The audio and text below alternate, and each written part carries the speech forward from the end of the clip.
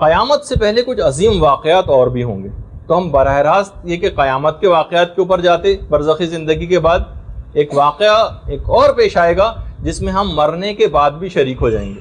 آج ہمیں اس کا تذکرہ کرنا ہے۔ جہان در انتظار عدالت، عدالت در انتظار مہدی۔ اللہم صل علی محمد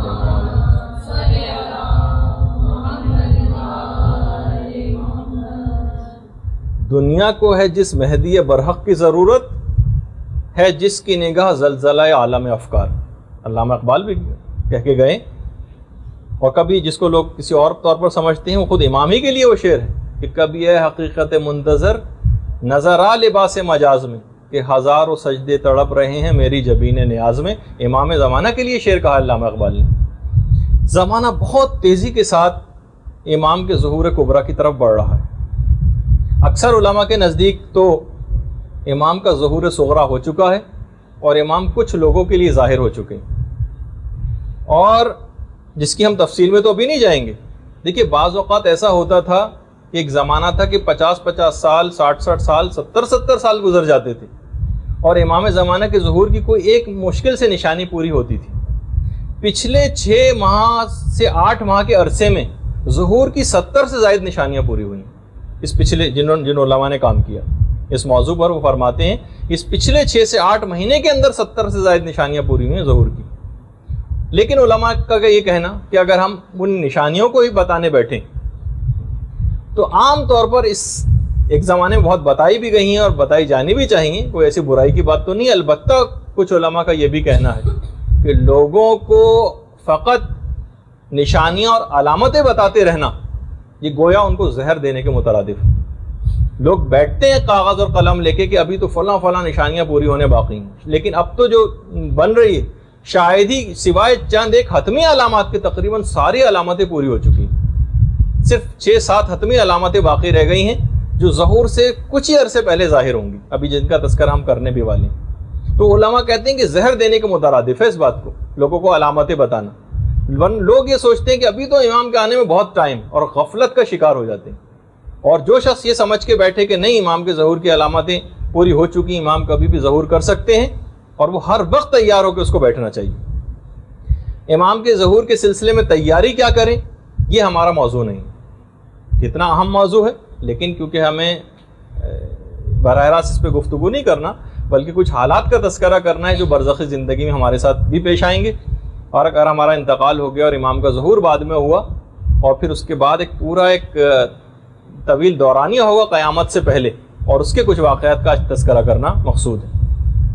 البتہ صرف ایک بات کا ہم تذکرہ کریں گے کہ آج کل کے دور میں ہم کیا کریں۔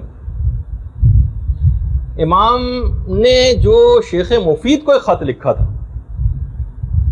اس میں یہ جملہ استعمال کیا تھا کہ اب ہر شخص پر یہ فرض ہے اور واجب ہے کہ تمام ان اعمال کو اختیار کرے۔ امام دیکھیے ذمہ داری بتا رہے ہیں، ہر شخص پر یہ فرض اور واجب ہے کہ ان تمام اعمال کو اختیار کریں جو ہماری محبت سے ان کو قریب کریں، اور تمام ان چیزوں سے اجتناب کریں جو ہماری ناراضگی اور غضب کا سبب بنے۔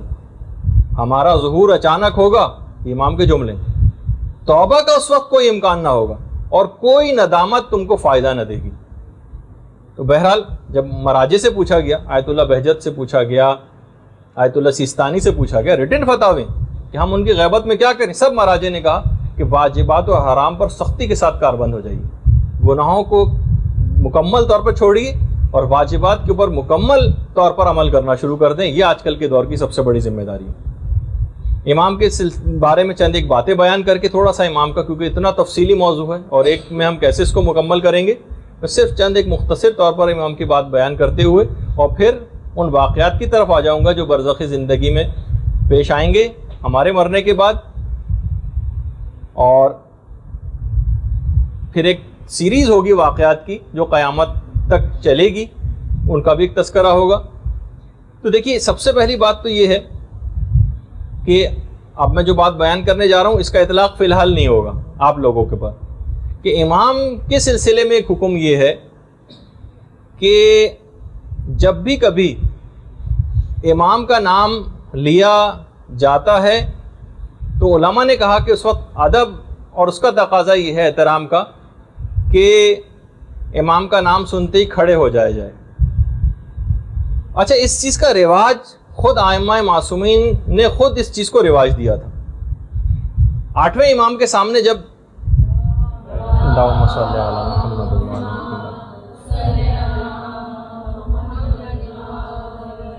جب حضرت قائم کا تذکرہ آیا تو امام کھڑے ہو گئے, اپنے ہاتھ کو سر پر رکھا اور کہا اللہم عجل فرجہ وسہل مخرجہ, پروردگار ان کا ظہور جلد فرما اور ان کے ظہور کو ہم پر آسان بھی فرما. آیت اللہ طالقانی نے ایک جملہ کہا ہے, فرماتے ہیں کہ یہ جو امام کا نام سن کر کھڑے ہو جانے کا جو حکم ہے یہ فقط احترام کے لیے نہیں ہے, فقط احترام کے لیے نہیں, کیونکہ اس احترام میں تو تمام معصومین برابر کے شریک ہیں. اس میں تو پیغمبر اسلام بدرجہ اولیٰ جو امام زمانہ سے بھی یقیناً افضل ہے وہ شریک ہے, تو ان کا نام سن کر لیکن یہ حکم نہیں, تو امام زمانہ کا نام سن کے کیوں کھڑا ہوا جائے. فرمایا کہ اس کے معنی یہ ہیں کہ گویا کھڑا ہونے والا شخص یہ اعلان کرتا ہے کہ امام آپ کے قیام میں ہر ممکن مدد کے لیے آمادہ ہوں, اور میں گویا یہ اعلان کر رہا ہوں کہ میں آپ کی نصرت کے لیے ہر ممکن طور پر تیار ہوں, اور خالی زبانی طور پر ہی نہیں, میں عملی طور پر بھی تمام اقدامات کرنے کو تیار ہوں. اپنے کھڑا ہو کے گویا وہ یہ اعلان کرتا ہے. تو خالی یہ ہم زبانی قلابے ہم کو نہیں ملانے چاہیے امام زمانہ کی ظہور کے لیے, اور صرف زیارتیں پڑھ رہے ہیں اور امام ہم آپ کے لیے بے چین ہیں اور آنکھیں آپ کو تلاش کر رہی ہیں, لیکن کرا کچھ بھی نہیں رہے امام کے لیے. امام کے مشن کے لیے کوئی کام ہی نہیں ہو رہا, ان کے آگے بڑھ کر کچھ ان کی ظہور کی راہ کو ہموار نہیں کیا جا رہا. امام کو کتنے ایسے لوگوں کی ضرورت ہوگی عالمی حکومت کے قیام کے لیے جو علم رکھنے والے ہوں گے, صاحب معرفت ہوں گے, اور فاسق و فاجر و بدکار تو نعوذ باللہ نہیں ہوں گے کہ امام ان کو مختلف عہدوں پر فائز کریں گے. ایسے افراد کی امام کو ضرورت ہوگی جو علم بھی رکھتے ہوں اور عادل بھی ہوں, گناہوں سے بھی بچتے ہوں. ایسے افراد کی تعداد میں اضافہ کر کے امام کو گویا مہیا کرنے والی بات ہے. یہ اسی وقت ممکن ہوگا کیونکہ علم, اگر تقوی کوئی انسان حاصل کرنے کی کوشش کرے اور علم اس کے پاس نہ ہو تو وہ گمراہی کی طرف بہت آسانی کے ساتھ جا سکتا ہے. علم کو پھیلانا معاشرے کے اندر ایک بہت بڑی ضرورت ہے جو امام زمانہ کے ظہور کے اندر مددگار ثابت ہوگی. اچھا پھر اس کے بعد کہ کیا امام کا نام لیا جا سکتا ہے. پہلے تو میں امام کا نام سب کو پتہ ہے کہ پیغمبر اسلام کے ہم نام ہیں امام زمانہ. باقاعدہ مستدرک الوسائل میں جملہ روایت ہے کہ جو بھی قائم کے قیام سے پہلے ان کا نام لے گا گویا وہ ان کا منکر ہوگا. یعنی امام کا نام لینا ان کی قیام سے پہلے وہ ان کا منکر شمار ہوگا. آیت اللہ سیستانی نے بھی احتیاط مستحب کے خلاف قرار دیا ہے امام زمانہ کے نام لینے کو. لیکن بہرحال جب ہمارے امام علی نقی علیہ الصلوۃ والسلام سے بھی یہ بات پوچھی گئی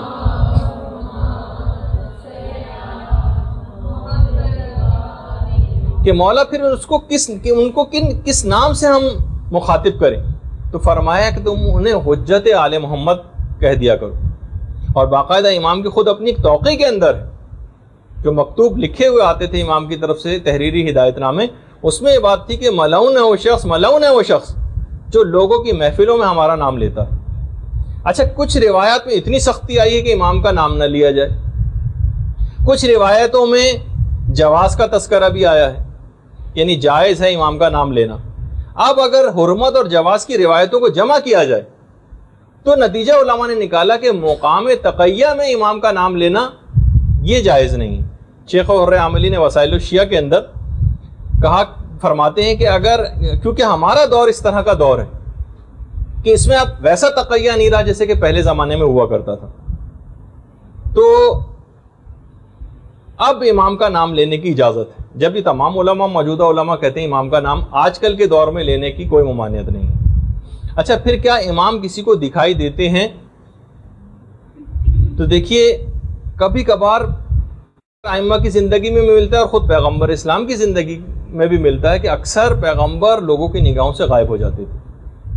شب معراج کا تو خیر واقعہ ہے کہ سامنے سے گزرتے چلے گئے اور ان کو پتہ نہ چلا.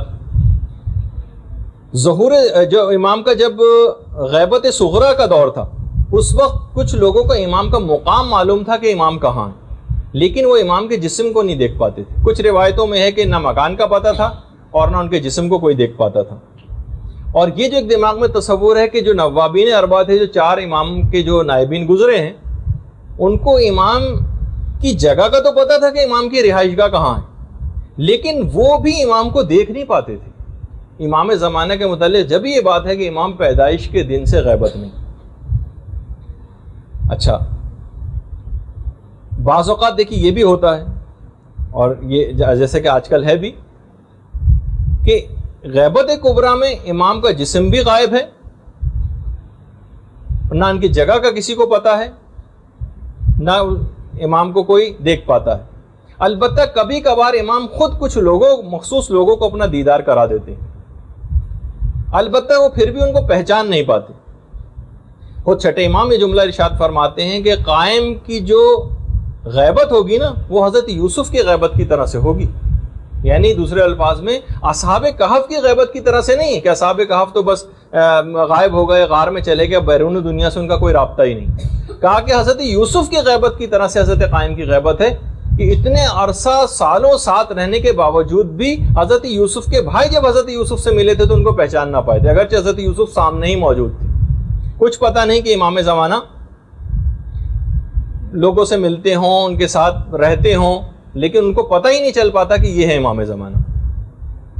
اچھا, اسی طریقے سے البتہ بہت سے آج کل گمراہ لوگ اس بات کا دعویٰ کرنے لگے ہیں, اور یہ دعویٰ کرنے والے بہت بڑھتے چلے جا رہے ہیں. کتنے ایسے افراد سے تو میں ذاتی طور پہ ملا ہوں جو اس بات کا دعویٰ کر رہے ہیں کہ ہماری امام زمانہ سے ملاقات ہوتی ہے, ہمیں دکھائی دیتے ہیں, ہم سے ملتے ہیں وغیرہ وغیرہ. اچھا, امام رہتے کہاں ہیں؟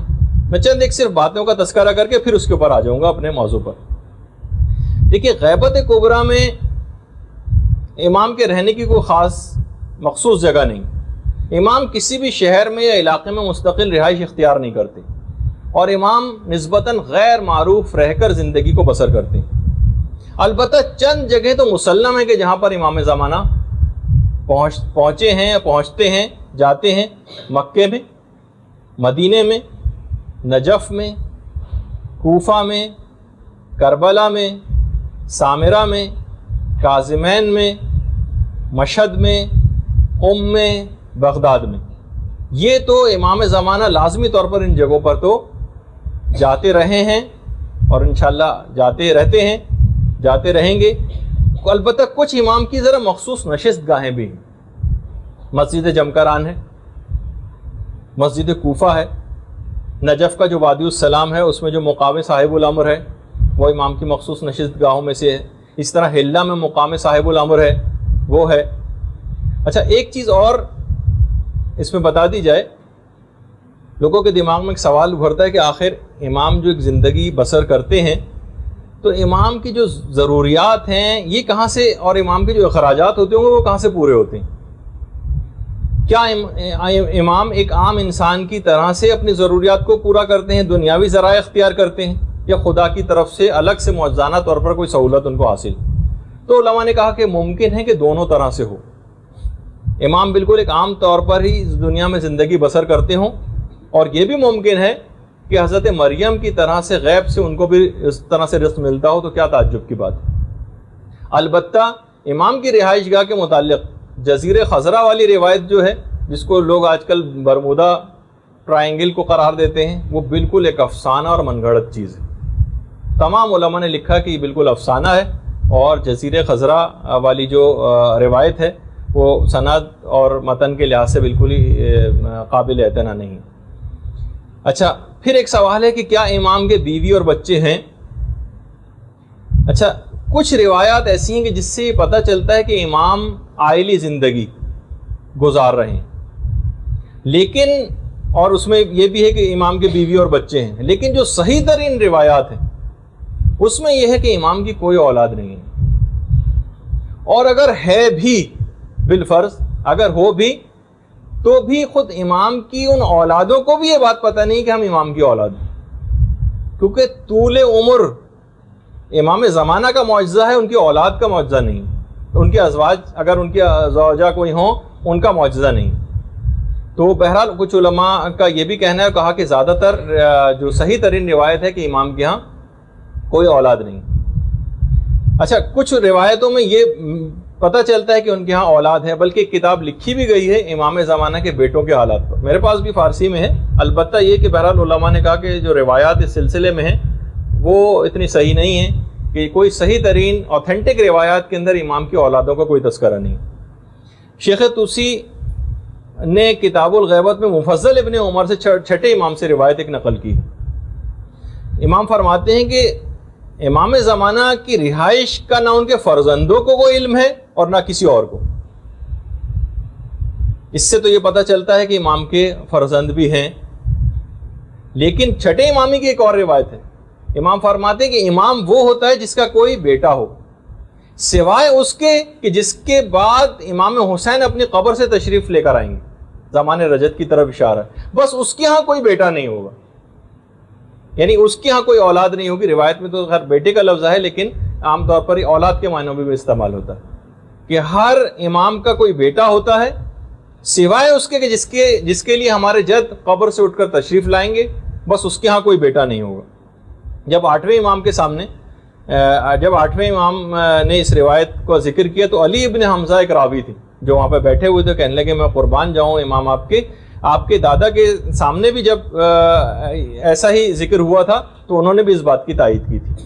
تو بہرحال خیر اس تحقیق کے اندر جانے کی کوئی ضرورت بھی نہیں ہے، لیکن ہم نے ایک ویسے ہی ذکر کر دیا کہ مختلف تاکہ تھوڑا سا ایک تعارف امام کا آ جائے۔ ہاں زوجہ کے متعلق بھی کسی روایت کے اندر اس بات کا تذکرہ نہیں ہے کہ امام کی کوئی اگر ہوں بھی تو ہمارے علم میں کم سے کم نہیں۔ اولادوں کے سلسلے میں ایک تھوڑی سی بحث آئی بھی ہے، زوجہ کے سلسلے میں، کیونکہ وہی میں نے کہا کہ زوجہ کا یا کسی طول عمر کا معجزہ یہ امام زمانہ سے مخصوص ہے، ان کے کسی اور رشتہ دار سے مخصوص نہیں۔ تو اچھا پھر ایک سوال اور ہوتا ہے، کیا امام کو خود اپنے ظہور کے حتمی وقت کا علم ہے؟ تو روایات سے یہ بات پتہ چلتی ہے کہ امام کو بھی اپنے ظہور کا علم نہیں۔ اور چھٹے امام یہ بیان فرماتے ہیں کہ خدا جب انہیں ظہور کرنا ہوگا تو خدا ان کو ظہور کا الہام کرے گا۔ امام کو جبھی امام کا ایک لقب منتظر بھی ہے، یعنی وہ خود بھی انتظار کر رہے ہیں اپنے ظہور کا۔ اچھا ایک اور روایت ہے جو چھٹے امامی سے ہے کہ پیغمبر اسلام کی جب رحلت کا وقت قریب آیا تھا تو پیغمبر کو پروردگار کی طرف سے ایک مکتوب ملا تھا، ایک مکتوب نازل ہوا تھا اور کہا تھا کہ محمد یہ میری طرف سے تمہارے خاندان کے نجیب اور پسندیدہ افراد کے لیے۔ پیغمبر اسلام نے جبریل سے پوچھا کہ یہ نجیب افراد کون ہیں؟ تو کہا کہ یہ علی اور ان کی اولاد ہے۔ مکتوب کے اندر علیحدہ علیحدہ رقعہ جات رکھے ہوئے تھے پیغمبر نے، اور ہر رقعے کے اوپر ایک مہر بھی لگی ہوئی تھی۔ پیغمبر نے مولا سے کہا کہ علی اس میں سے جو مکتوب تمہارے لیے ہے اس کی تم مہر کو کھولو اور خدا کی طرف سے دی گئی ہدایات کے اوپر عمل کرو۔ اسی طریقے سے ہر امام کے دور میں وہ رقعجات سیلڈ اینویلپ جس کو ہم کہیں اپنے زبان میں، ہدایات کو لکھے ہوئے ہر اماموں تک منتقل ہوتے رہے اور ہر امام نے اس کی مہر کو کھول کر اور اس کے اندر جو لکھی ہوئی ہدایات کے اوپر عمل کیا۔ کچھ علماء نے کہا کہ ہو سکتا ہے یہ سلسلہ جاری ہوتے ہوتے امام زمانہ تک پہنچا، اور ہو سکتا ہے کہ امام کو اس ہدایت نامے کے ذریعے اپنے ظہور کے وقت کا علم ہو سکتا ہے، وہ اس رقعے کے اندر جو اس طرح کی باتیں لکھی، اصول کافی کے اندر باقاعدہ یہ روایت ہے۔ اچھا ہو سکتا ہے کہ امام اس رقعے کے ذریعے اپنے ظہور کے حتمی وقت سے واقف ہوں۔ اور ایک روایت میں یہ بھی ہے کہ پیغمبر اسلام یہ بات ارشاد فرماتے ہیں کہ ظہور سے پہلے قائم کی جو تلوار اور علم ہوگا اس میں خدا بولنے کی قوت کو پیدا کر دے گا، اور ایک آواز آئے گی، اے ولی خدا کے دشمنوں قیام کرو اور خدا کے دشمنوں کو قتل کرو۔ کافی میں بھی ہے، بہار میں بھی یہ روایات ہیں۔ اچھا اب ایک سوال یہ ہوتا ہے کہ اتنا عرصہ ہو گیا امام نے ظہور اب تک کیوں نہ کیا؟ تو دیکھیے ہر انقلاب کے کچھ خارجی اور داخلی عوامل ہوتے ہیں۔ اب آپ خود دیکھتی ہیں کہ جب تک ان اہداف، ان عوامل کو حاصل نہیں کیا جائے گا، جب تک کوئی بھی انقلاب بیکار ہوتا ہے، جب تک کہ مخصوص چیزوں سے حاصل نہ کر لیا جائے۔ خود دیکھتی ہیں آپ کہ جب حضرت عیسیٰ کو آسمانوں پر جب اٹھایا گیا تھا، اس کے 500 سال بعد پیغمبر اسلام پیدا ہوئے، اور پیدائش کے بھی 40 سال کے بعد اعلان رسالت کیا تھا۔ تو اس سے بھی آپ اندازہ لگائیں کہ بہرحال ہر چیز کا ایک مناسب وقت ہوتا ہے، موقع ہوتا ہے، اور ویسے بھی غیبت خدائی رازوں میں سے ایک راز ہے، اس کی حکمتیں سمجھ میں نہیں آتی۔ اچھا، ایک اور بات اور علماء نے بیان کی، ظہور کی امام کی کچھ علامات ہیں اور کچھ شرائط ہیں، لوگ آپس میں ان کو ملا دیتے ہیں۔ علامات جو ہوں گی نا وہ ظہور سے کچھ پہلے، اس سے کچھ قبل نمودار ہوں گی۔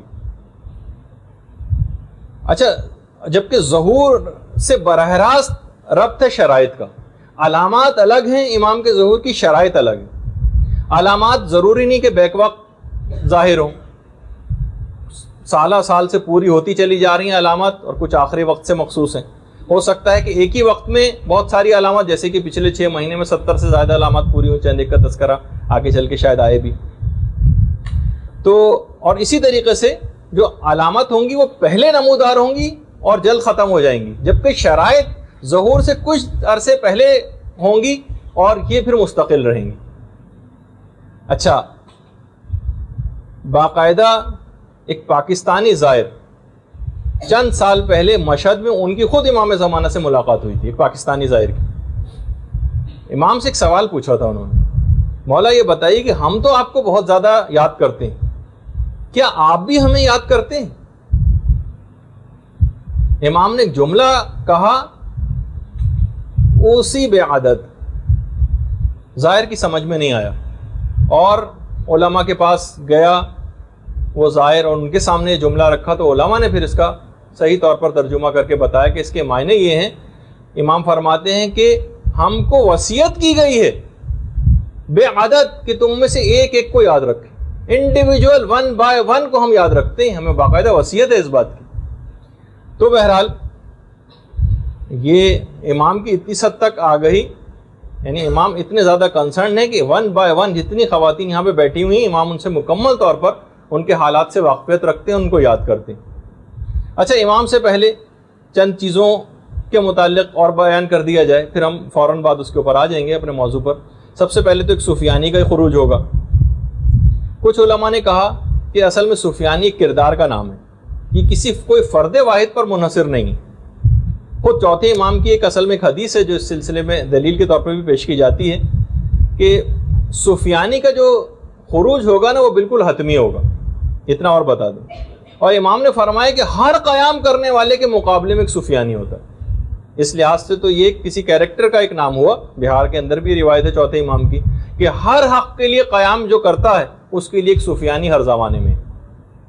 اچھا، خروج کے 9 ماہ کے بعد، یعنی سفیانی کا جب بھی خروج ہوگا اس کے 9 ماہ کے بعد اس کو وادی بیدا میں اس کے لشکر کو غرق کر دیا جائے گا۔ وادی بیدا مدینے کے قریب ہی ایک مقام ہے، اور جب حج کلاسز ہو رہی تھی تو میں نے وادی بیدا کی فوٹوگراف بھی دکھائی تھی، اور اس وقت بھی یہ بتایا تھا اور ارادہ ہمارا یہ بھی ہے آپ میں سے اکثر کی طرف سے، بہرحال ایک ہے کہ پہلے جو گروپ تھا جس کی حج کلاسز لی تھیں وہ ذرا ایک مختصر گروپ بھی تھا، لیکن اب کافی زیادہ تعداد مختلف گروپس کی ہو گئی، اور ان کی طرف سے بھی یہ ہے کہ حج کلاسز دوبارہ لی جائیں۔ اب ہمارے پاس سہولیات بھی کچھ پروردگار کے فضل و کرم سے زیادہ ہو گئی ہیں، پروجیکٹر بھی آ گیا ہے، تو انشاءاللہ ہم کوشش کریں گے، اور کچھ مسائل بھی حج کے تبدیل ہو گئے ہیں پچھلے سالوں کی نسبت، تو دوبارہ حج کلاسز شروع کرنے کے کچھ شرائط کے ساتھ اس کو شروع کیا جائے گا دوبارہ، وہ آپ کے سامنے انشاءاللہ پیش کریں گے۔ تو اس میں نے جب کلاسز ہو رہی تھیں تو وادی بیدا جہاں پر سفیانی کے لشکر کو غرق کیا جائے گا اس جگہ کی فوٹوگراف بھی دکھائی تھی۔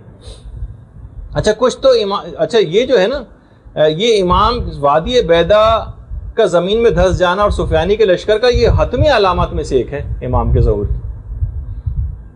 اچھا، اسی طریقے سے نفس زکیہ ہے، نفس زکیہ کی شہادت۔ یہ کوئی مخلص مومن ہوں گے جو نفس زکیہ کے نام سے جن کو کہا ہے کہ جو دین خدا کے جتنے انحرافات ہیں، یعنی دین جن انحرافوں کا شکار ہو چکا ہے اس کے لیے وہ خروج کریں گے اور اس کے بعد قتل کر دیے جائیں گے۔ اور یہ اتنی کوئی پرومیننٹ شخصیت ہوں گے، علماء نے کہا کہ روایت میں جملہ ملتا ہے کہ مومنین ان کی شہادت سے بہت رنج محسوس کریں گے۔ اس کا مطلب ہے کوئی غیر معروف ایسے آدمی نہیں ہوں گے، وہ کوئی بہت معروف ہوں گے اور ان کی شہادت واقع ہوگی۔ اسی طریقے سے سید حسنی، سید حسنی کی آمد بھی امام کے قیام سے پہلے، اور اس کے پھر فوراً بعد امام کا ظہور ہوگا، اور سید حسنی امام کو پہچان لیں گے، ان تک پہنچ جائیں گے، اور اس کے بعد لوگوں کو یقین دلانے کے لیے امام سے کچھ دلائل طلب کریں گے جن کا بھی آگے چل کر تذکرہ بھی ہونے والا ہے، اور پھر امام ان کو قائل کریں گے سید حسنی کو۔ اسی طریقے سے دجال کا دیکھیں میں کتنی تیزی سے گزر رہا ہوں، لیکن ان کے اندر بھی بڑی تفصیل ہے، لیکن ہمیں وہ بیان کرنا مقصود نہیں ہے، وہ آپ کتابوں میں پڑھ سکتی ہیں۔ دجال، ویسے تو دجال لغوی اعتبار سے بہت بڑے جھوٹے کو کہا جاتا ہے، فریبی، انگلش یا فرانسیسی میں سے اینٹی کرائسٹ یا دشمن مسیح کے نام سے یاد کیا گیا ہے۔ تو شیخ صدوق نے بھی ایک روایت لکھی ہے کہ یہ جو دجال ہے نا، اصل میں پیغمبر اسلام کی زندگی میں ہی پیدا ہو چکا تھا، اور پیغمبر نے اسے مصلحتاً قتل نہیں کیا تھا تاکہ یہ اس کی رسی کو تھوڑا دراز کیا جائے اور مستقبل میں یہ امام کے دور میں پہنچ جائے اور اس وقت کا دجال ثابت ہو، روایت میں یہ۔ اچھا، یہ ظہور کے ٹھیک 18 دن کے بعد، یہ امام کے ظہور کے ٹھیک 18 دن بعد خروج کرے گا۔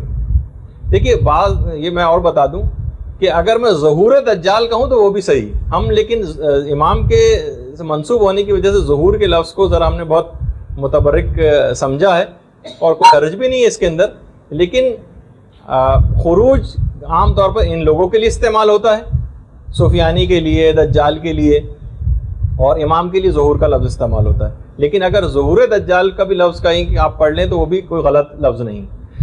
یہ ٹھیک 18 دن کے بعد خروج کرے گا یا ظاہر ہوگا، اور اس حد تک یہ تاکیدی امر ہے۔ روایات میں یہ کہ امام کا اگر ظہور ہو جائے اور اس کے ٹھیک 18 دن کے بعد دجال کا ظہور نہ ہو تو سمجھ لینا کہ وہ سچا مہدی نہیں ہوگا، یعنی اتنا یقینی ہے ٹھیک 18 دن کے بعد امام کے ظہور کے دجال کا ظہور ہونا۔ اور یہ بھی روایات میں ہے، جو موجودہ زمانہ بہت تیزی کے ساتھ لگ رہا ہے کہ اس طرف جا رہا ہے، دجال کے ساتھ 70,000 یہودیوں کی ایک فوج ہوگی، یہ ہے۔ اور خروج کے بعد یہ جب خروج کر لے گا تو دجال کی ٹوٹل عمر خروج کے بعد فقط 40 روز تک ہوگی، اور اس کے بعد ہی حضرت حجت کے ہاتھوں قتل کر دیا جائے گا۔ روایات میں یہ چیز بھی ملتی ہے کہ دجال کے ساتھ خاص طور پر اس نے میوزک کا ایک ایسا انتظام کیا ہوگا کہ لوگ بہت زیادہ مومنین بھی اس کی طرف اٹریکٹ ہوں گے۔ صرف وہ لوگ دجال کے ہاتھوں بچ پائیں گے، اس کے فریب میں نہیں آئیں گے، جو پہلے سے خود کو اس گناہوں سے دور رکھے ہوئے، جو اس دنیا میں بھی گانے نہیں سنتے، جو اس وقت بھی میوزک سے دور رہتے ہیں، تو وہ اس سے محفوظ رہیں گے۔ البتہ ایک دوسرا حل بھی، جو محفوظ نہیں ہے خدا ان کو محفوظ کرے، لیکن بہرحال یہ کہ جو پھر بھی اس میں مبتلا ہیں اور دجال کا بھی آ جائے تو یہ صرف دیکھیے علم کے ذریعے بات پتہ چلے گی، خالی یہ اس کو بھی پھیلایا جائے کہ جس وقت دجال ظہور خروج کرے گا تو جو بھی اس کے شر سے بچنا چاہے گا اس کے لیے روایت میں ایک ہے کہ وہ دجال کی طرف یا تو نگاہ ہی نہ کرے، یا اگر نگاہ کر بھی دے تو سورہ الحمد کا ورد کرنا شروع کر دے، وہ دجال کے فتنے سے بچ جائے گا، یا سورہ الحمد کا ورد کرتے ہوئے دجال کے اوپر جف کرے، تھوک دے، تو وہ بھی اس سے بچ جائے گا۔ یہ طریقہ جو ہے پیغمبر اسلام نے بتایا کہ دجال سے بچنے کا جو طریقہ ہے۔ اچھا، اب علماء نے کہا کہ ہو سکتا ہے کہ یہ دجال کا جو لفظ ہے یہ رمزی ہو۔ دجال اصل میں ہر چالاک و مکار کے لیے بھی دجال کا لفظ استعمال ہو جاتا ہے۔ مغربی تہذیب جو فریبی ایک تہذیب ہے، اس کے لیے بھی دجال کا لفظ ہے۔ اچھا، اسی طریقے سے دیکھیے ایک بات اور بتا دی جائے کہ سفیانی فلسطین سے خروج کرے گا روایت میں۔ اچھا، فلسطین اور اسرائیل یہ تو بالکل ملے ہوئے ہی ہیں، یعنی یہ کہا جائے کہ اسرائیل سے خروج ہوگا۔ سید حسنی کا ایران سے ہوگا، اور امام زمانہ کا مکہ سے ظہور ہوگا۔ اچھا، یہ جو تینوں واقعات ہیں، اللہم صلی علی محمد وعلی محمد، یہ جو تینوں واقعات ہیں، سفیانی کا فلسطین یا اسرائیل سے خروج، سید حسنی کا ایران سے، اور امام کا مکے سے، یہ ایک سال کے اندر اندر واقع ہوں گے۔ ایک سال کے اندر یہ تینوں چیزیں ہوں گی۔ اور یہ بھی ہے، دیکھیے اب تو لگ رہا ہے کہ زمانہ اس جنگ کی طرف جا رہا ہے مسلسل۔ ملتا ہے روایت میں کہ امام زمانہ کا آخری معرکہ رام اللہ میں ہوگا۔ یہ روایات میں رام اللہ جو اس وقت فلسطین کا ایک علاقہ ہے، انشاءاللہ اس کی بھی میں کبھی تفصیل بتاؤں گا. امام کے ظہور سے پہلے خاص چیز اور ہے جس میں بہت سی باتیں بھی ہم کو اس لحاظ سے بتانی ہیں، جس سے بچنے کے طریقے بھی اس میں آتے ہیں، کہ امام کی آمد سے پہلے ایک زوردار دھماکے چیخ کی آواز آئے گی. روایات میں یہ اس وقت کے لیے بھی روایت میں ہدایات ہے، وہ یہ ہے کہ انسان اپنے کھڑکی اور دروازے بالکل گھر کے بند کر لے، اور خاص طور پر جو شیشوں جہاں شیشے لگے ہیں اس سے دور ہٹ جائے، اور سجدے میں چلا جائے اس چیخ کی یا دھماکے کی آواز کو سن کر، اور ایک جملہ کہے، وہ مسلسل اس کا ورد کرے، سبحان القدوس ربنا القدوس، تو وہ چیخ یا دھماکے کے نقصانات سے محفوظ ہو جائے گا. یہ روایات میں سبحان القدوس ربنا القدوس سجدے میں جائے اور مسلسل اس کو ورد کو پڑھتا رہے. اچھا، وہ اس کے نقصانات سے محفوظ ہو جائے گا. اچھا، پھر اس کے بعد وہ آسمانی آواز آئے گی. دیکھیے میں بہت تفصیل تیزی کے ساتھ جا رہا ہوں. آسمانی آواز آئے گی جبریل کی، جاء الحق وزهق الباطل ان الباطل کان زهوقا، اور اس جبریل کی آواز سن کر لوگوں کے 3 گروہ ہو جائیں گے. ایک گروہ تو فوراً امام کی مدد کے لیے نکل کھڑا ہوگا بغیر کچھ سوچے سمجھے، یعنی اس کو پتا ہوگا ایک مخصوص آواز آئے گی جو ہر شخص اپنی زبان میں سنے گا. معجزانہ طور پر جیسے ہی یہ پہلا قدم اٹھائے گا اس کا اگلا قدم مکے میں ہوگا. یہ پہلا گروہ ہے جو معجزانہ طور پر اس کو ایک بہت بڑی سعادت ملے گی. دوسرا گروہ وہ ہوگا جو اس آواز سے مکمل طور پر متفق تو ہوگا، لیکن وہ سوچے گا کہ بھائی ٹھیک ہے امام نے بلایا ہے لیکن بیوی بچوں کی بھی کچھ کوئی ذمہ داریاں ہیں. یہ دوسرا گروہ ہوگا. اور اس کے بعد پھر ایک اور آواز آئے گی کہ جو کہ شیطان کی آواز ہوگی کہ تمہارے رب نے فلسطین میں ظہور کیا ہے، یا اسرائیل میں جس کو کہا جائے. اور اس کے بعد پھر ایک اور آواز جبریل کی آئے گی کہ پہلی اس آواز کے اوپر یقین نہ کرنا، یہ جھوٹی آواز ہے. اچھا، اتنا اور بتا دیا جائے کہ باقاعدہ مفضل نے چھٹے امام سے پوچھا بھی تھا کہ مولا یہ بتائیے کہ جب یہ حضرت قائم ظہور کریں گے تو کیا یہ کچھ لوگوں کے ساتھ ہوں گے یا اکیلے ہی آئیں گے؟ تو امام نے ایک جملہ کہا تھا کہ مفضل وہ اکیلے ہی ظہور کریں گے. وہ ظہور سے ایک رات پہلے مکے میں آ جائیں گے اور مکے میں وہ رات تنہا گزاریں گے، اور اس کے بعد پھر اگلے دن ان کا ظہور ہوگا. جب امام آئیں گے تو جو سب سے پہلا جملہ استعمال کریں گے، سب سے پہلا جملہ کعبے کی پشت سے پیٹھ لگا کر بیٹھ جائیں گے اور سورہ ہود کی 86ویں آیت پڑھیں گے، بقیت اللہ خیر لکم ان کنتم مؤمنین. اگر تم مومن ہو تو بقیت اللہ تمہارے لیے سب سے بہتر ہے. اس کے بعد امام کی بیعت شروع ہوگی، جو تفصیلات ہیں کہ اس کے بعد جو بھی کوئی امام کو سلام کرے گا وہ السلام علیکہ یا بقیت اللہ کہہ کے سلام کیا کرے گا. امام اس کے بعد پھر جملے ہیں امام کے، امام کہنا شروع کریں گے، خطبہ دیں گے کہ جو کوئی آدم و شیس کو دیکھنے کا خواہش مند ہو وہ دیکھ لے کہ میں ہی آدم و شیس ہوں، جو نوح اور سام کو دیکھنے کا خواہش مند ہو وہ دیکھ لے کہ میں ہی نوح اور سام ہوں، جو ابراہیم و اسماعیل کو دیکھنے کا خواہش مند ہو وہ دیکھ لے کہ میں ہی ابراہیم و اسماعیل ہوں، جو موسیٰ اور یوشع کو دیکھنے کا خواہش مند ہو وہ دیکھ لے کہ میں ہی موسیٰ اور یوشع ہوں، جو محمد مصطفیٰ اور علی مرتضیٰ کو دیکھنا چاہے وہ دیکھ لے اللہم صل علی محمد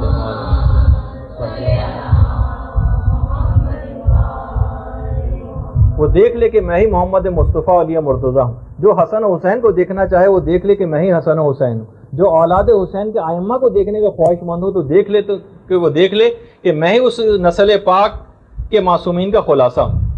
اور اس کے بعد پھر امام کہیں گے کہ میری گفتگو کو توجہ کے ساتھ سنو، میں تم کو ایسی چیزوں کی خبر دوں گا جس سے پہلے تم نے کبھی نہیں سنی ہوگی. اس کے بعد امام آسمانی کتابوں کی تلاوت کرنا شروع کریں گے، آدم و شیس کے صحیفوں کی تلاوت کریں گے، نوح و ابراہیم کے صحیفوں کی تلاوت کریں گے. اس کے بعد امام چاروں کتابیں توریت، زبور و انجیل و قرآن کی تلاوت کریں گے. سب سے پہلے جو بیعت امام کی کریں گے وہ حضرت جبرائیل ہوں گے. جیسے ہی امام کا ظہور ہوگا، ہم اگر اس وقت انتقال کر چکے ہوئے اور ہمارے انتقال کے بعد ظہور ہوا، یہ جو مومنین انتقال کر چکے ہیں، خدا ظہور کے وقت ان مومنین کی قبور میں ایک سکون کو داخل کر دے گا، ایک سکون کو داخل کرے گا، ایک ایسی مسرت و شادمانی ہماری قبور کے اندر آ جائے گی اور تمام عذابات برطرف ہو جائیں گے. قبور میں مومنین ایک دوسرے کی ملاقاتوں کو جائیں گے اور ایک دوسرے کو ظہور حجت کے حضرت حجت کے ظہور کی مبارکبادیں دیں گے.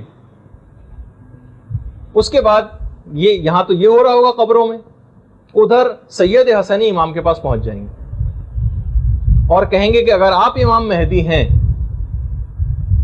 تو پھر رسول کا عصا کہاں ہے؟ رسول کی انگوٹھی کدھر ہے؟ رسول کا لباس کہاں ہے؟ رسول کی جو زرہ جس کا نام فاضل تھا وہ کدھر ہے؟ رسول کا امامہ جس کا نام صحاب تھا وہ کہاں ہے؟ یربو نام کا رسول کا ایک گھوڑا، یہ رے بے واو عین، وہ کدھر ہے؟ غصبہ نام کا ناقہ رسول کا وہ کدھر ہے؟ دلدل جو رسول کا خچر تھا وہ کہاں ہے؟ اور یافور نام کا رسول کا جو حمار تھا وہ کدھر ہے؟ رسول کا گھوڑا براق کہاں ہے؟ اور علی کے ہاتھ کا جمع ہوا قرآن کدھر ہے؟ امام سارے ثبوت سید حسنی کے سامنے پیش کر دیں گے۔ اچھا، امام اس وقت عصائے رسول کو زمین پر ماریں گے، دیکھیے میں تیزی کے ساتھ جا رہا ہوں اس میں، اور اس میں سے ایک پودا نمودار ہوگا جو دیکھتے ہی دیکھتے ایک پھلدار درخت میں تبدیل ہو جائے گا۔ پھر اس کے بعد رسول اللہ کا جو علم ہے، جو جنگ بدر میں بھی تھا اور اس کے بعد جنگ جمل 2 دفعہ وہ علم کھلا ہے خالی، اس کے بعد امام اس علم کو پیش کریں گے اور کہیں گے تم اپنا تعارف کراؤ۔ اب علم اپنا تعارف کرانا شروع کرے گا، میں رسول کے حقیقی اور سچے جانشین کے ہاتھ میں ہوں۔ اس کے بعد امام ذوالفقار کو پیش کریں گے، ذوالفقار سے بھی آواز ہے کہ میں اس کے سچے جانشین کے ہاتھ میں ہوں۔ پھر اس کے بعد روایت میں ہے کہ ایک روایت میں کہ امام مہدی یہ کام کریں گے، ایک میں ہے کہ سید حسنی یہ کام کریں گے کہ عصائے موسیٰ کو اٹھا کر زمین پہ ماریں گے اور اسی وقت 12 چشمے پھوٹ پڑیں گے۔ ان 12 چشموں کی بھی خاص وجہ ہوگی کہ اس وقت اعلان بھی کر دیا جائے گا کہ جو شخص بھی امام کے ظہور کے بعد امام کے پاس پہنچنے والا ہوگا اس سے کہا جائے گا کھانے اور پینے کا کوئی سامان لانے کی ضرورت نہیں ہے، عصائے موسیٰ کے ذریعے جو چشمے پھوٹیں گے اور کھانے لوگ سیراب بھی اسی سے ہوں گے اور اپنی غذائی ضروریات بھی اس سے پوری کریں گے، ایک پوری تفصیل ہے روایت میں۔ اس کے بعد انگشتری سلیمان امام وہ پیش کریں گے کہ جب حضرت سلیمان کی وہ انگوٹھی جب حضرت سلیمان پہن لیتے تھے تو تمام پرندے اور جانور ان کے گرد جمع ہو جاتے تھے، اپنے مسائل پیش کرتے تھے، ان کی زبان میں حضرت سلیمان ان کے جوابات دیتے تھے۔ امام بھی اسی چیز کو دہرائیں گے اور وہ انگوٹھی پہن لیں گے، پرندے سارے جمع ہو جائیں گے، امام ان کو ان کی زبان میں جواب دیں گے۔ اس کے بعد سید حسنی کہیں گے وہ رسول اللہ کی زرہ کہاں ہے جو ان کے صحیح اور سچے جانشین کے علاوہ کوئی اور نہیں پہن سکتا۔ امام وہ زرہ پیش کریں گے اور سید حسنی سے کہیں گے تم اس کو پہنو۔ سید حسنی لرز جائیں گے، نہیں میں اس زرہ کو نہیں پہن سکتا۔ امام اصرار کریں گے کہ نہیں تم پہنو اس کو، جب وہ پہنیں گے تو ان کے جسم پہ فٹ نہیں آئے گی۔ امام سید حسنی کی فوج کے سامنے اس وقت اس چیلنج کے طور پر اس زرہ کو پیش کریں گے، سب پہن کے فوجی پہن کے اس کو دیکھیں گے، لیکن کسی کے جسم کے اوپر وہ زرہ فٹ نہیں آئے گی، یہاں تک کہ امام پھر اس زرہ کو خود پہنیں گے اور ان کے جسم پر مکمل طور پر وہ زرہ فٹ ہو جائے گی۔ سید حسنی اپنی تمام تر فوج کے ساتھ اس وقت امام کی بیعت کر لیں گے۔ اچھا، اس وقت جب امام کی بیعت ہوگی تو اس وقت اور کون کون بیعت کے لیے آئے گا؟ کہا روایات میں ہے کہ 30,313 فرشتے بھی بیعت کے لیے اس وقت پہنچ جائیں گے۔ کچھ اس میں فرشتے وہ ہوں گے ان 30,313 میں سے جو حضرت نوح کی کشتی میں ان کے ساتھ تھے، کچھ فرشتے وہ ہوں گے جو حضرت ابراہیم کو جب آگ میں پھینکا جا رہا تھا اس وقت ان کے ساتھ تھے، کچھ وہ فرشتے ہوں گے جو حضرت موسیٰ کے ساتھ اس وقت تھے کہ جب حضرت موسیٰ کے لیے دریا کو پھاڑا جا رہا تھا، اور کچھ حضرت عیسیٰ کے ساتھ وہ فرشتے تھے کہ جب حضرت عیسیٰ کو آسمانوں پر بلند کیا جا رہا تھا، اور 4,000 فرشتے نشان زدہ ہوں گے، مارکڈ بالکل، اور 1,000 فرشتے اور ان کے ساتھ نازل ہوں گے۔ 313 فرشتے وہ ہوں گے جو جنگ بدر میں پیغمبر اسلام کی نصرت کے لیے نازل ہوئے تھے، اور 4,000 فرشتے وہ ہوں گے جو امام حسین کی مدد کے لیے کربلا میں تشریف لائے تھے، اور لیکن امام نے ان کو جنگ کی اجازت نہیں دی تھی اور وہ پھر واپس نہیں گئے تھے۔ یہ فرشتے اس کے بعد پھر واپس آسمانوں میں نہیں گئے۔ امام کی شہادت کے بعد ان کی قبر کے ارد گرد ہی گریہ کنا ہے، بال پریشان ہیں، غبار آلود ہیں، اور یہ قیامت تک ان کا ایک سربراہ ہے ان فرشتوں کا جس کا نام منصور ہے۔ یہ جو بھی زائر کربلا جاتا ہے یہ تمام فرشتے اس کے استقبال کے لیے جاتے ہیں۔ جب زائر وہاں سے ودا ہونے لگتا ہے کربلا سے، اس کو ودا کے لیے آتے ہیں۔ جب کوئی زائر بیمار ہو جاتا ہے تو اس کی عیادت کے لیے جاتے ہیں۔ اگر کوئی زائر انتقال کر جاتا ہے تو اس کی نماز جنازہ پڑھنے اور اس کے استغفار کے لیے آتے ہیں۔ یہ سب کے سب فرشتے آسمانوں میں واپس نہیں گئے تھے، اور یہ امام زمانہ کے ظہور کا انتظار کر رہے ہیں اور یہ آپ کی نصرت کریں گے ظہور کے بعد. اچھا اس کے بعد میں ابھی جیسے کہ 5ویں امام کی وہ روایت ہے جو ہم نے اس سے پہلے کھانے پینے کے سلسلے میں پیش کی. امام فرماتے ہیں کہ ندا آئے گی کہ تم میں سے کوئی بھی کھانا لانے کی زحمت کو نہ گوارا کرے. کہ امام کے پاس حضرت موسیٰ کا وہ پتھر ہے جس سے 12 چشمے پھوٹ پڑتے ہیں, اور حضرت قائم کا جب ظہور ہوگا تو اس پتھر سے جو چشمے پھوٹیں گے اسی سے لوگ اپنی پیاس کو بجھائیں گے اور اسی سے لوگ اپنی بھوک کو بھی ختم کریں گے. اچھا امام کے پاس جو اسلحہ ہوگا جس کے متعلق بہت زیادہ سوال پوچھے جاتے ہیں, بالکل جدید قسم کا اسلحہ ہوگا اور امام کی کئی طرح سے امداد ہوگی. خاص طور پر جو چھٹے امام نے کہا کہ ہمارے قائم کا جو روب و دبدبہ ہوگا نا وہ ایک ایسی دہشت اور روب ہوگا کہ جو لوگوں کے دلوں پہ خدا قائم کر دے گا. آج بھی ہم دیکھتے ہیں کہ حزب اللہ کا کیسا روب اور دبدبہ ہے, حالانکہ اتنی چھوٹی سی جماعت, لیکن اس کے باوجود امام کے متعلق ہے کہ ان کا ایک ایسا روب اور دبدبہ ہوگا. اور باقاعدہ خود مولا کی بھی حدیث ہے کہ ملائکہ, جنات اور مخلص مومنین کے ذریعے شیعوں اور مخلص شیعوں کے ذریعے امام مہدی کی مدد کی جائے گی. اور امام فرماتے ہیں کہ ان کا جو روب اور دبدبہ ہوگا وہ 1 ماہ پہلے اور 1 ماہ بعد تک حرکت کرتا رہے گا. یعنی امام کے لیے خاص طور پر اس طرح سے مدد کی جائے گی. امام جب وہ حکومت اپنی قائم کر لیں گے تو جو ایک کیپٹل ہوگا جو بالکل یقینی 100% ہے, وہ روایات میں ہے وہ کوفہ ہوگا. امام کوفے کو اپنا کیپٹل بنائیں گے. خود یہ چھٹے امام کی روایت ہے کہ کوفہ امام کا دارالخلافہ ہوگا. اور امام مولا کائنات فرماتے ہیں کہ میں دیکھ رہا ہوں کہ قائم کے ظہور کے بعد اپنے شیعوں کو کہ وہ نزولی اعتبار سے مسجد کوفہ میں قرآن کی تعلیم دے رہے ہوں گے. قرآن جس طریقے سے نازل ہوا تھا اس کے مطابق قرآن کی تعلیم مسجد کوفہ میں دیکھ رہا ہوں کہ وہ لوگ بیٹھے دے رہے ہیں. کوفے میں امام کے ظہور کے بعد اتنی مہنگی ہو جائیں گی جگہیں, کوفہ اتنا زیادہ مہنگا ہو جائے گا, ظاہر امام کا کیپٹل ہوگا, پوری دنیا سے مومنین وہاں پر جوق در جوق پہنچ رہے ہوں کہ وہاں پر کار کو پارک کرنے کا جو کرایہ ہوگا وہی 2000 درہم ہوگا.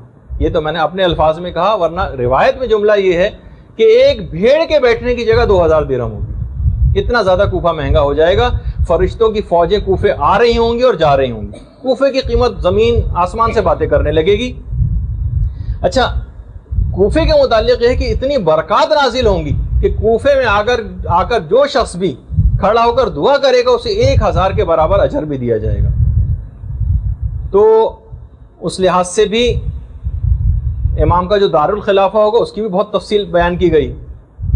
امام کے کچھ وزیر بھی ہوں گے, کچھ عمال ہوں گے امام کے, کچھ امام کے باقاعدہ مشیر ہوں گے. ان میں کون کون ہوگا؟ ان میں ایک تو حضرت عیسیٰ ہوں گے, حضرت عیسیٰ ہوں گے. 7 اصحاب کہف یہ افراد ہوں گے. یعنی جو 313 کا جو عدد ہے نا امام کے, ان میں پہلے ہی سے 7 اصحاب کہف شامل ہیں 313 میں. حضرت موسیٰ کے وصی حضرت یوشع ہوں گے. یہ امام کے سارے منسٹرز کے نام ہیں. مومن آل فرعون ہوگا. قرآن میں جس کا تذکرہ ہے مومن آل فرعون کو دوبارہ اٹھایا جائے گا. سلمان فارسی ہوں گے, مالک اشتر ہوں گے, ابو دجانہ انصاری ہوں گے, اور ایک قبیلہ تھا قبیلہ حمدان, ان کے لوگوں کو دوبارہ اٹھایا جائے گا. حضرت عیسیٰ کے متعلق تو یہ کہ حضرت عیسیٰ کہیں گے مجھے آپ کا وزیر بنا کے بھیجا گیا ہے. حضرت عیسیٰ کا یہ جملہ ہوگا. امام کی جو فوج کے سالار ہوں گے ان میں ایک تو شعیب بن صالح ہوں گے جو اللہ کے ایک نبی ہیں, اور اس کے علاوہ چھٹے امام کے فرزند حضرت اسماعیل بھی ہوں گے. روایات میں ایک یہ بھی ہے کہ یہ امام کی فوج کے سالاروں کے اندر یہ لوگ افراد شامل ہیں. اس کے علاوہ حضرت عقیل ہیں, حضرت حارث ہیں, اور چھٹے امام کے جو صحابی مفضل ابن عمر یہ بھی امام کی فوج کے, یہ بھی اس فوج کے اندر شامل ہوں گے. کتنی مدت امام کی حکومت رہے گی؟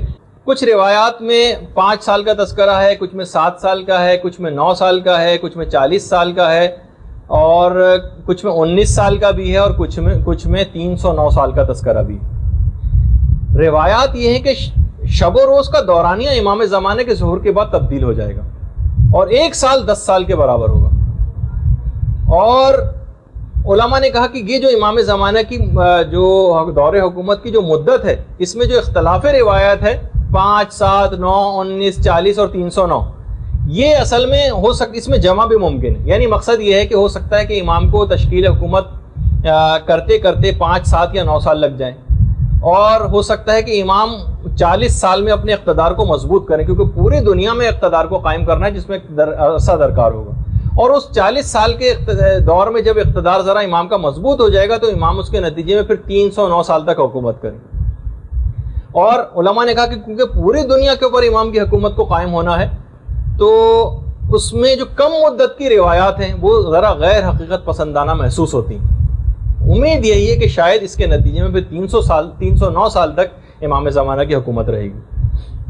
پھر امام فرماتے ہیں، ابو بصیر سے روایت ہے چھٹے امام سے، کہ جب معاملات مہدی کے ہاتھ میں آ جائیں گے تو خدا پست زمین کو بلند کر دے گا، اور زمین کے پست جو بلند حصے ہیں ان کو پست کر دے گا، یہاں تک کہ دنیا ایک ہتھیلی کی مانند ہو جائے گی.